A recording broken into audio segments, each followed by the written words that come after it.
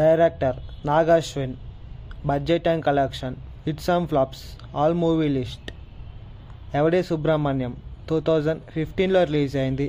Budget 12 crores, collection 22 crores, super hit. Mahanati 2018లో release అయింది.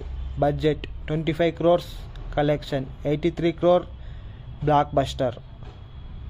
పిట్ట కథలు 2021లో రిలీజ్ అయింది. ఓటీటీలో రిలీజ్ అయింది.